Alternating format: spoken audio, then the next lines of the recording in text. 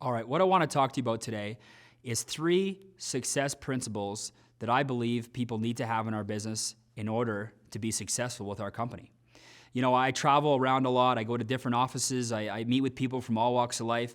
And the number one question that I get asked is, what does it take to become successful? What's the difference between people who make it here and who fizzle out of our business? So I'm going to share those 3 simple concepts with you today. The first one is, you need to be a good person.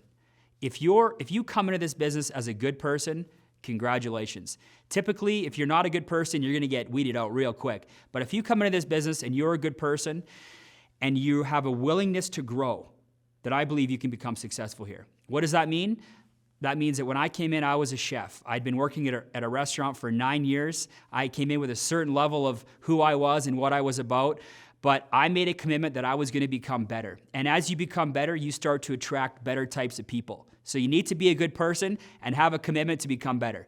The second thing I want to talk to you about is you need to focus on the right types of activities.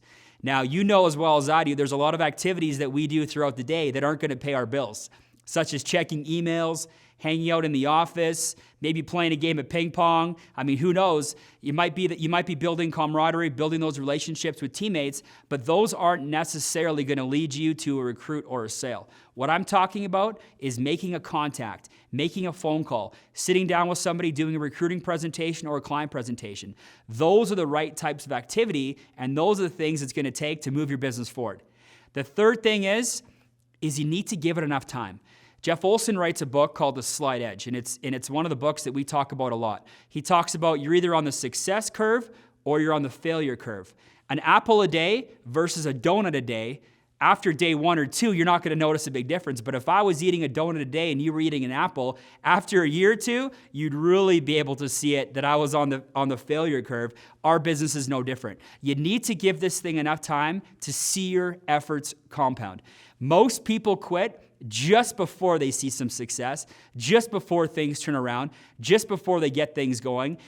But you can't quit. You have to keep going. So again, if you're a good person, you focus on the right types of activities, and you give this thing enough time to compound, it's our belief that you'll become successful at World Financial Group.